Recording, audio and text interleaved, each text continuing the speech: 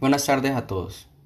En medio de este confinamiento derivado del COVID-19, mis compañeros y yo hemos organizado el contenido de este video en la asignatura Teoría General del Proceso, semestre 3 del programa de Derecho en la Universidad Cooperativa de Colombia, sede Ibagué.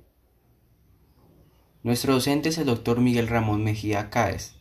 El grupo responsable de esta actividad está integrado por Jonathan Ríos, Felipe Tobón, Santiago Jiménez, Orlando Olivera y quien les habla, Andrés Montaña. La temática del video es la acción como derecho y la contradicción como derecho y complemento de la acción. De igual manera, se tratará lo correspondiente a la pretensión y a la oposición como mecanismo de defensa en el derecho de contradicción. Objetivo: adquirir los elementos conceptuales esenciales sobre la acción, la contradicción, la pretensión y la oposición como componentes integrantes de un proceso. Para desarrollar este video se toma como base el texto, notas de clase, teoría general del proceso, autoría del doctor Miguel Ramón Mejía Cáez y documentos adicionales.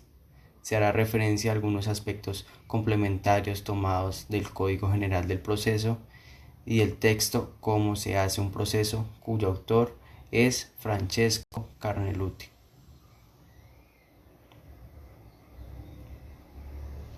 Acción. Concepto. La palabra acción proviene del latín actio, que significa ejercer, realizar, etc. Es decir, la acción es la que permite realizar la actividad que se quiere llevar a cabo. Algunas teorías acerca de lo que es el concepto de acción. En su libro el doctor Mejía organiza esta información de la siguiente manera. La acción como elemento del derecho material subjetivo dentro de la teoría clásica. Como representantes de esta tenemos a Davis Echandía, un jurista tolimense, el cual considera la acción como un elemento del derecho sustancial o un elemento del mismo derecho en su ejercicio material, es decir, como el derecho de toda persona natural o jurídica de acudir a la jurisdicción para que a través de un proceso se dicte una sentencia. Echandía, citando a Savigny, dice que para la acción es un derecho nuevo, que nace de la violación del derecho material subjetivo y tiene por contenido la obligación del demandado.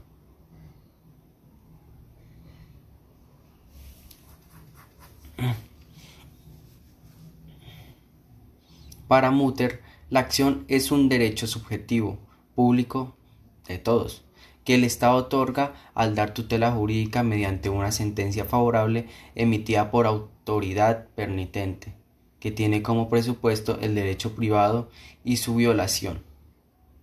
La acción como autónoma e independiente, en ella la acción es autónoma e independiente del derecho que le dio vida jurídica. Está ligada a la lesión del derecho personal. Además, mira la reacción ante la violación de un derecho. Las teorías concretas de la acción. Ellas desarrollan un presupuesto similar. El expuesto por Matur al darle sentido a la acción como autonomía frente al derecho material, pero concentrándonos en una sentencia favorable al demandante. Estas teorías fueron desarrolladas por las escuelas alemanas e italianas y sus principales representantes. Ahora miraremos las escuelas. La escuela alemana. Sus principales representantes fueron Weishaupt, Matur y Watt. Esta escuela muestra al Estado como protector de los derechos de las personas, medio del derecho público, pero a la vez es un derecho privado e individual, que el Estado tutela de manera jurídica conforme a la ley. Otra escuela sería la escuela italiana, la cual sus principales representantes fueron Chiovenda, Rocco y el mismo Carneluti. Chiovenda, como principal representante, considera que la acción es un derecho potestativo que busca producir un efecto jurídico a favor de un sujeto y a cargo de otros. El autor distingue entre derecho subjetivo y derecho objetivo. El primero corresponde a la manifestación de la voluntad colectiva encaminada a regular la actividad de los ciudadanos o de los órganos públicos, y el derecho es objetivo porque lo corresponde al Estado otorgarlo mediante derecho correspondiente. Rocco critica a Aichovenda al exponer que es insensato decir que la acción puede no corresponderle a una obligación, pues se presume que ésta va dirigida al restablecimiento de un derecho. Finalmente está Carneluti, quien habla de la teoría abstracta de la acción y la ve como independiente y autónoma, dirigida a obtener una sentencia favorable o no, por lo que toda persona tiene el derecho a la acción sin considerar si es el titular de éste. Ahora miraremos los elementos de la acción. Estos son sujetos, objeto y causa. Son tres. Los sujetos: el sujeto activo o demandante y el sujeto pasivo o el demandado. Ambos son elementos subjetivos de la pretensión y hacen parte del proceso y sujetos de la relación jurídica material debatida dentro del proceso. El objeto es el elemento de la pretensión, es decir, lo que objeta el actor de la acción y desea alcanzar con la sentencia que profiere el juez. La causa está constituidos por los hechos y motivos que generan la acción y todos los fundamentos jurídicos por los cuales se considera que el proceso cobra sentido. Incluye investigación de lo sucedido y su importancia para el actor y el demandado. Ahora miraremos la clasificación de la acción según el proceso. Se clasifican en: acción de conocimiento. Persigue la declaración de certeza del derecho y a su vez se divide en de condenatorias, constitutivas y declarativas. Condenatorias. Generan obligaciones de dar o hacer. Por ejemplo, se condena a un padre a pagar una cuota alimentaria de determinado monto a favor de su hijo. Constitutivas. Declaran el derecho y crean o modifican una situación jurídica. Por ejemplo, la sentencia que concede o reconoce la condición de interdicto a una persona y a la vez declara quién será su tutor o protector que la representará. Declarativas.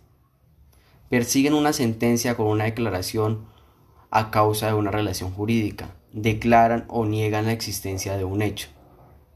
Por ejemplo, declarar la nulidad de un matrimonio. Ahora miraremos la acción de ejecución o ejecutiva, la cual busca el cumplimiento de fallo de una sentencia y la potestad de ejecutar actuaciones jurídicas emanadas de la ley. Si es necesario, emplea la coacción, o sea, el uso de la fuerza pública, por ejemplo, para que se ejecute la acción o decisión tomada. Acción precautoria, también llamadas por Carneluti preventivas o cautelares, capítulo 18, página 130. Son balances. Capítulo 8, página 130. Son balances que realiza el juez para adoptar medidas respecto al juicio y la situación jurídica organizada del mismo. En procesos civiles se tiene como ejemplos ordenar el secuestro de un bien, nombrar un secuestro o un custodio de un bien, u ordenar un embargo preventivo de los bienes del demandado. En procesos penales, el juez puede ordenar la captura preventiva del imputado. Según el derecho que tiende a proteger, se clasifican en reales, derivadas de los derechos de las personas naturales o jurídicas sobre los bienes reales o cosas tangibles. Son ejemplos de estos derechos los de dominio, hipoteca, usufructo, etc. Personales son los que pueden reclamar ciertas personas a otras, por ejemplo el pago de una deuda económica, es decir, al acreedor, cobra al deudor. Del estado de las personas son las que cobijan los derechos propios de cada uno, por ejemplo, el derecho a la vida, al nombre, al domicilio, a la nacionalidad. Mixtas Son las acciones que permiten reclamar derechos reales y personales a la vez. Por ejemplo, en un proceso de sucesión, un heredero acciona con las pretensiones de que se le declare heredero de un bien inmueble, ya sea una finca, pero a la vez que los demás herederos le reconocen el pago de unas prestaciones por los servicios prestados en el cuidado, en la conservación de esta finca. Por la finalidad perseguida pueden ser civiles y penales. Las acciones civiles pueden ser de lo contencioso o no contencioso. Las no contenciosas también se conocen como voluntarias. Esto está en el libro de Carneluti, capítulo 9. Si la acción es contenciosa, el proceso se inicia con la demanda de una de las partes en un conflicto, actor, sustentada en la ley para reclamar frente a un contradictorio, el sujeto pasivo, porque existe una contradicción o conflicto entre las partes.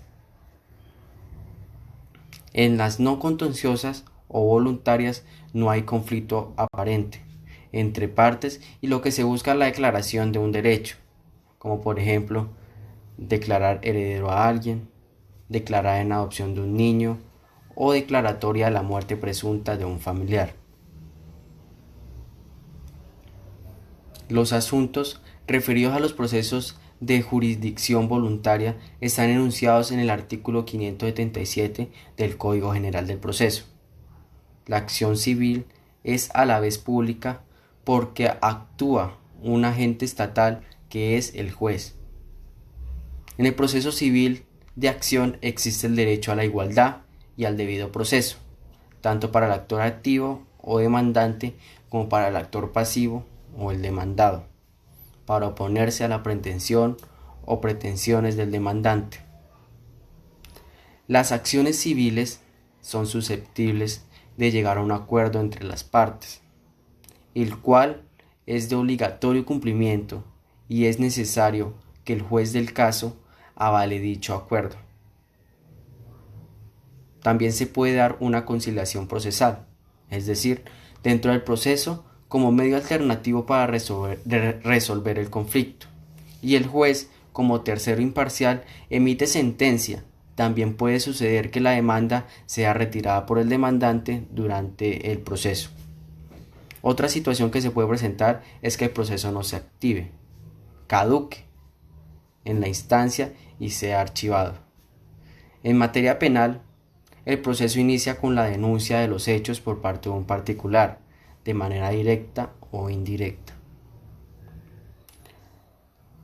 Carneluti, en el capítulo 9 de su libro, página 89, expone que si además la noticia del delito se hace saber al Ministerio Público, o sea, a la Fiscalía, pues acá en Colombia sería la Fiscalía, a través de un oficial público, se llama de partes, o si se hace por medio de alguien quien ejerce una profesión sanitaria. En este caso sería relacionado con la salud. Se denomina de relación.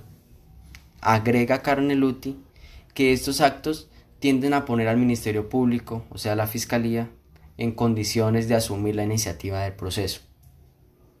Carneluti, en la misma página 89 de su libro, complementa esta parte de la acción en materia penal al exponer que hay otros casos donde no se inicia la acción para buscar el castigo del delito, sino lo exige la persona ofendida. Esta exigencia toma el nombre de querella. Querella es el documento escrito presentado ante el operador de justicia donde el ofendido denuncia hechos como injuria, calumnia, por ejemplo, y se distingue de la denuncia precisamente en que si ella el proceso penal no podrá ser promovido.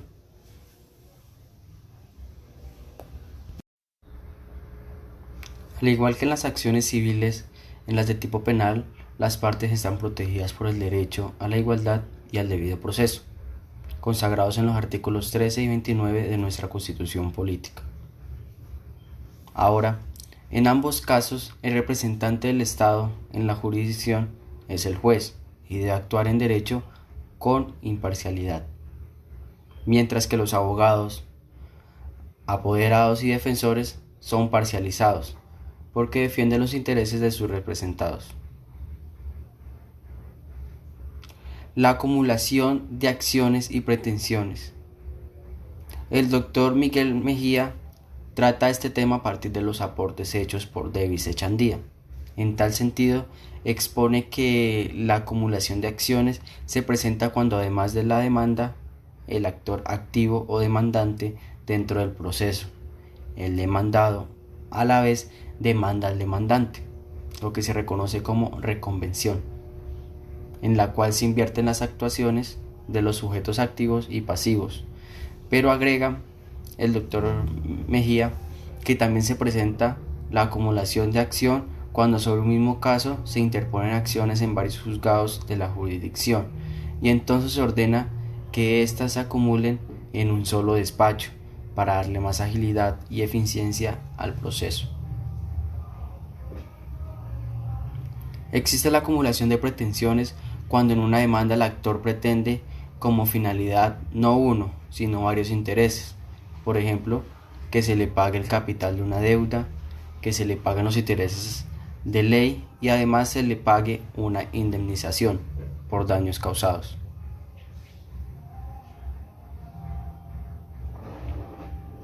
Derecho de contradicción.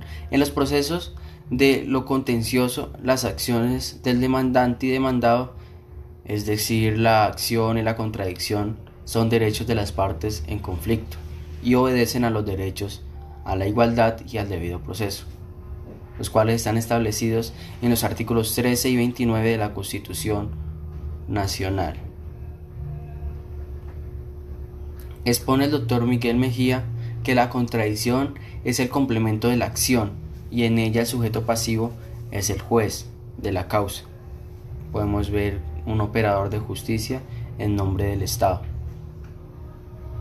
En la contradicción, el demandado ejerce su derecho mediante el mecanismo de defensa, llamado oposición, y para ello lo hace por objeciones donde expone los argumentos o razones o acudiendo a las excepciones para oponerse a las pretensiones del demandante.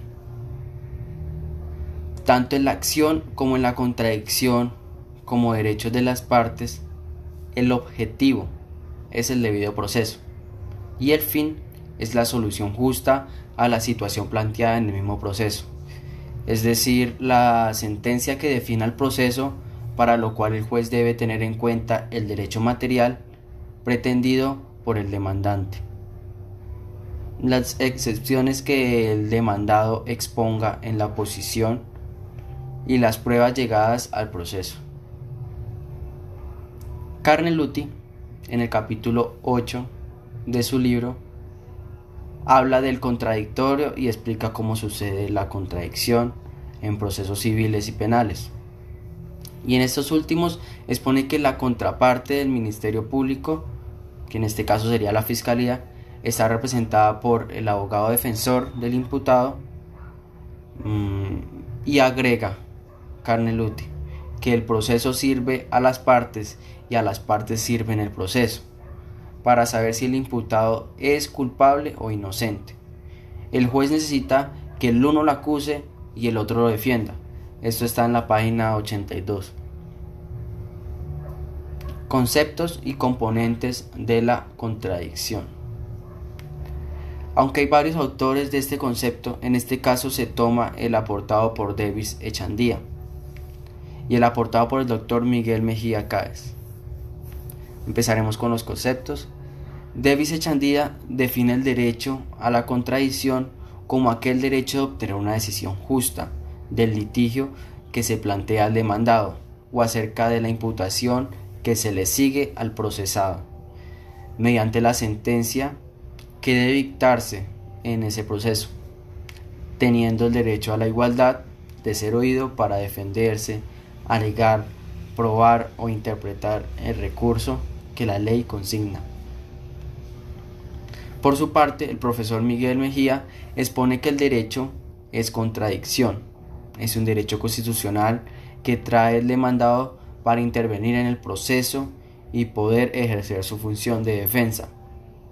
En el plano de igualdad de oportunidades y derechos mediante mecanismos adecuados que la ley consagra. Esto está en el artículo 13 y 29 de la Constitución Nacional.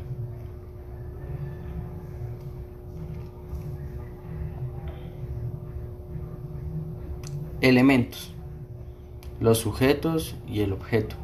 El objeto busca el equilibrio en el desarrollo del proceso para una sentencia justa. Es la contraparte que tiene el derecho a la defensa. Luego viene el fin. El fin principal es que la justicia falle, impidiendo la justicia por propia mano. Y el fin secundario es que la contraparte se pueda defender otorgándole la libertad individual que tiene de hacerlo. Naturaleza jurídica de la contradicción. En lo contencioso, la contradicción existe desde el momento en que se admita una demanda por el juez y en lo penal. Desde que surge la investigación penal, sumaria o previa, imputándole una carga fundada. Esto se debe hacer con hechos y pruebas fácticas que implican al imputado como posible responsable del delito, de lo cual se le acusa, o ya sea no fundada. La naturaleza jurídica de la contradicción está en el artículo 29 sobre el debido proceso y los principios del derecho procesal, los cuales son igualdad de las partes, la igualdad de deberes e igual de derechos, principios de defensas, que toda persona tiene derecho a ser escuchado y a presentar argumentos y a hacer válidos los principios de la presunción de inocencia y la buena fe. Por ejemplo, lo puede hacer de manera material, lo hace el mismo denunciado, o de manera técnica, por lo cual puede acudir a los servicios de un profesional de derecho, sea un abogado. La contradicción. El derecho a la defensa y a oponerse a las pretensiones de la demanda o de la denuncia, según sea el caso. La impugnación.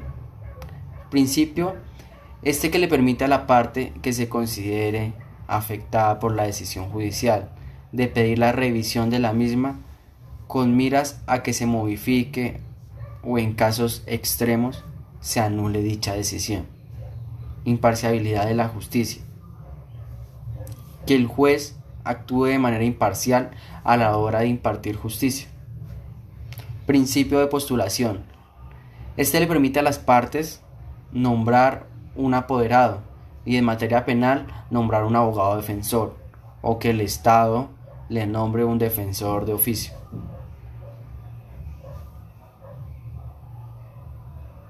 Maneras de ejercer el derecho a la contradicción.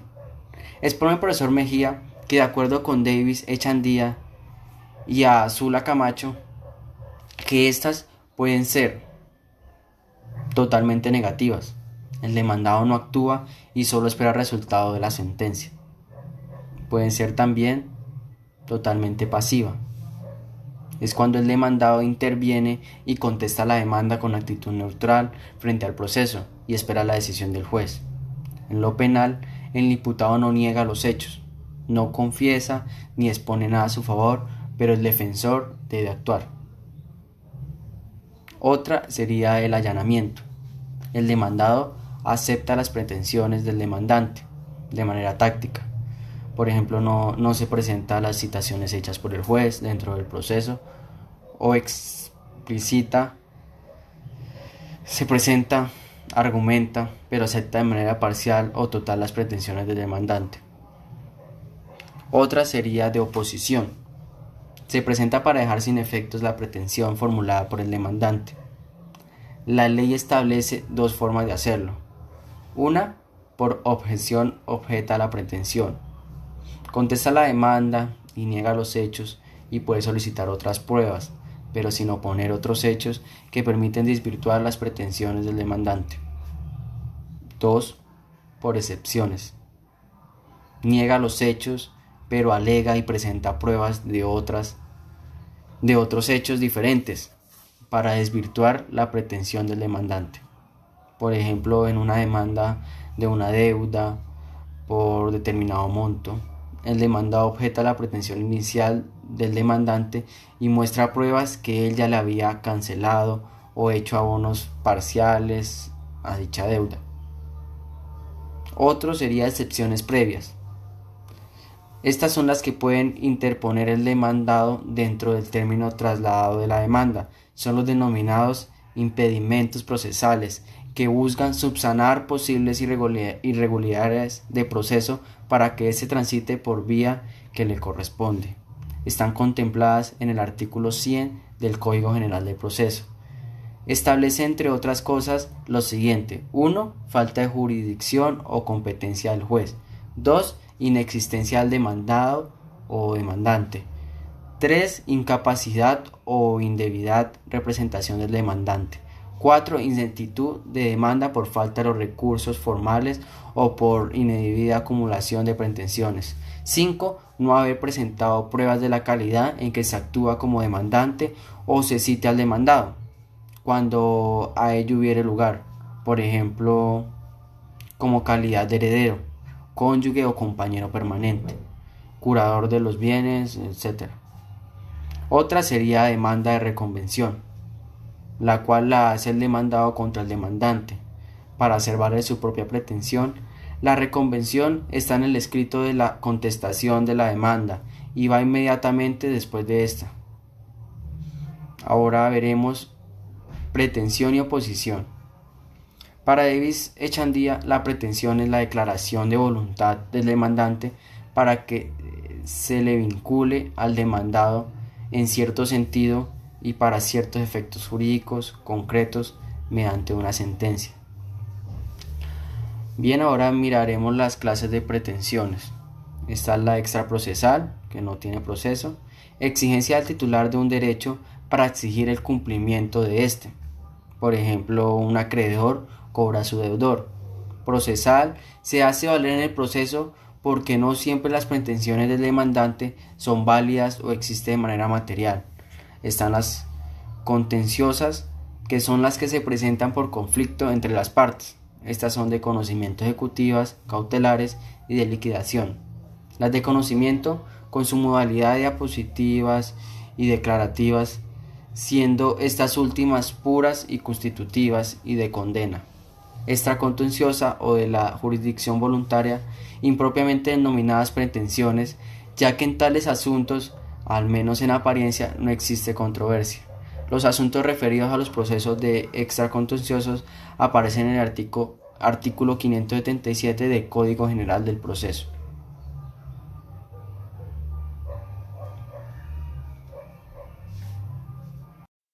Por ejemplo, declaración de la muerte presunta por desaparecimiento, la autorización requerida en caso de adopción, el divorcio, la separación de cuerpos y de bienes por mutuo consentimiento, sin perjuicio de la competencia atribuida a los notarios. Elementos de la pretensión. 1. Objeto, materia, sobre la cual recae la pretensión, está constituido por uno inmediato, representado por la relación material o sustancial de pretensión, y uno mediato, que está representado por bien de la vida que tutela esa relación, por ejemplo la salud, el trabajo, etc. Otro, causa, son los hechos que sustentan la pretensión y sobre los cuales se soporta la relación jurídica material, son importantes para obtener la carga de la prueba y su legitimidad. Otro es la razón, que son los argumentos que sustentan la pretensión. Expone el doctor Miguel Ramón Mejía, citando a Carneluti, que una pretensión tiene razón en cuanto a una norma o precepto jurídico establece la prevalencia del interés que el contenido de la pretensión. Viene el fin, que es la sentencia favorable al demandante. Ahora veremos sujetos de la pretensión. Está el activo, el demandante; el pasivo, que es el demandado; imparcial, el juez representado al Estado es quien niega o acoge la pretensión. También está la oposición a la pretensión, que es la actitud que asume el demandado para buscar que las pretensiones del demandante no sean acogidas por el juez en la sentencia. Las características y elementos son los sujetos, que está el sujeto activo, que es el demandado, el sujeto pasivo, que es el demandante. El tercer sujeto es el juez, quien representa al Estado como agente imparcial y a quien le corresponde pronunciarse sobre ella para acogerla o negarla. La oposición a la pretensión se fundamenta en el rechazo a la pretensión del demandante. Otro es objeto, materia de la oposición. Es la relación jurídica a que ella se refiere.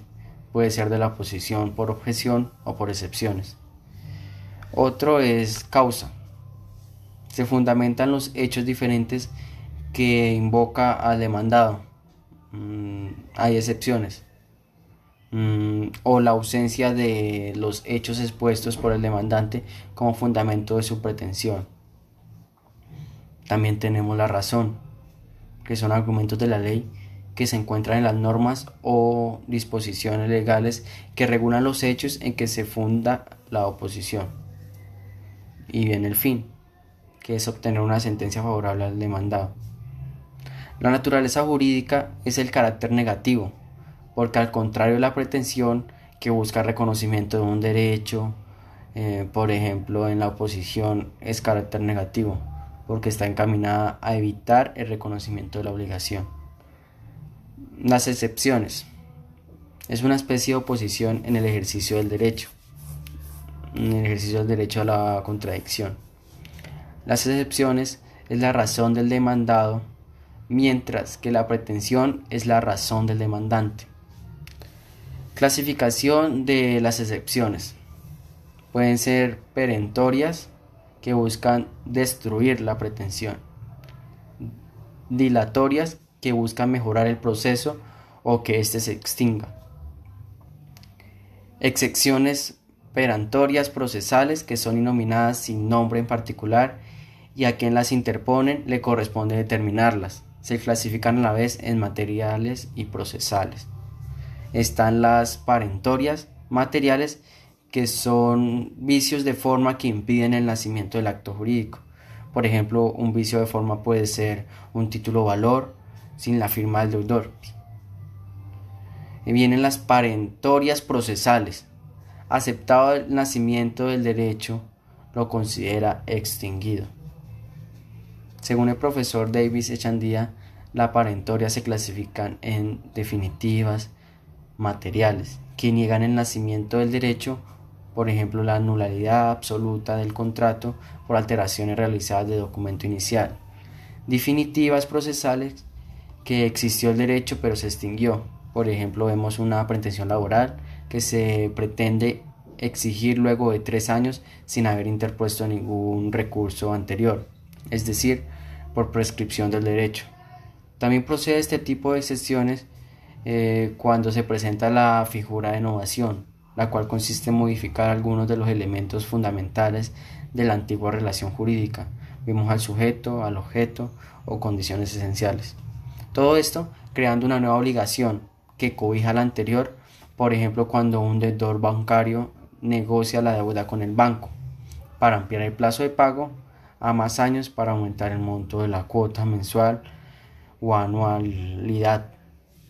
A seguir pagando entonces se afirman nuevos documentos y todo eso.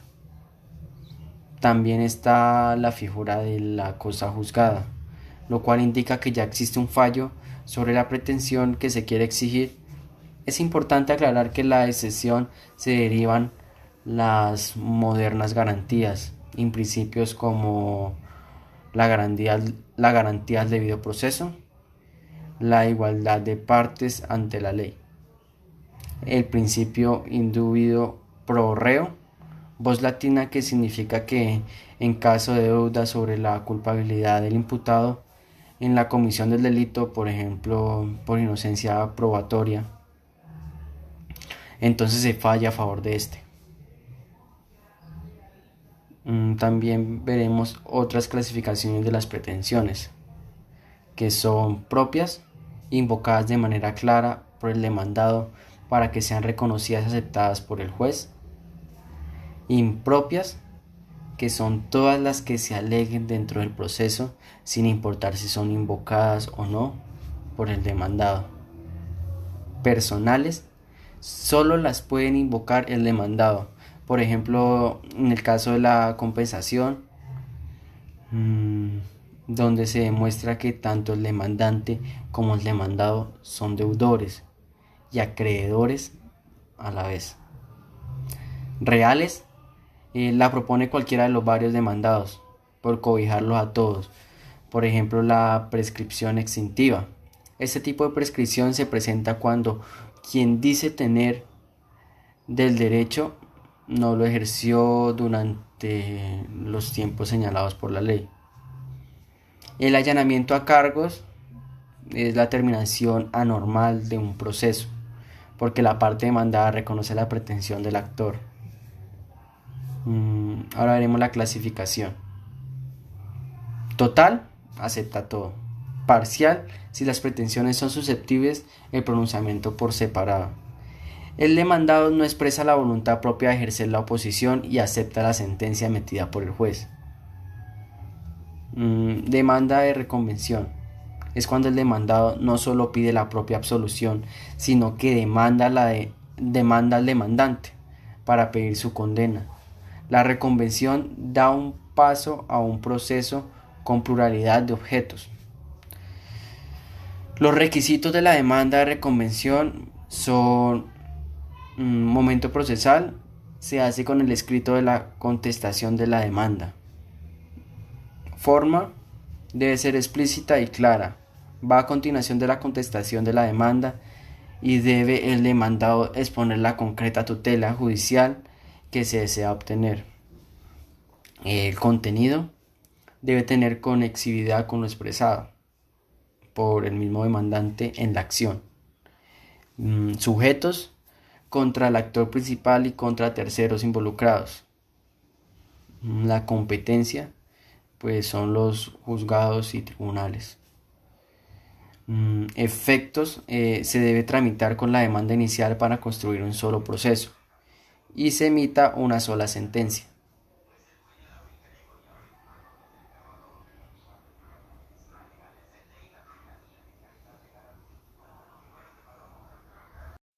Bueno, hasta aquí el contenido temático de este video, el cual nos permite concluir que la acción es un derecho muy importante dentro del derecho procesal, tanto en materia civil, contenciosa como no contenciosa, y lo mismo en materia penal. Y de igual manera lo es el derecho a la contradicción como complemento de la acción, porque acción y contradicción no están soportados en los derechos constitucionales fundamentales de la igualdad y el debido proceso. Lo mismo que en sentidos principales del derecho procesal. Todo ello en su conjunto es de gran importancia, teórico, conceptual y práctico, para estudiantes y profesionales del derecho como una ciencia social. De igual manera, agradecemos al Dr. Miguel Ramón Mejía Cáez por sus aportes en clases y los hechos en el libro y referentes bibliográficos a los cuales nos remitió de manera especial, los referidos al jurista y doctrinante Hernando Davis, Echandía, Teoría General del Proceso, y Francesco Carneluti, Cómo se hace un proceso. Muchas gracias.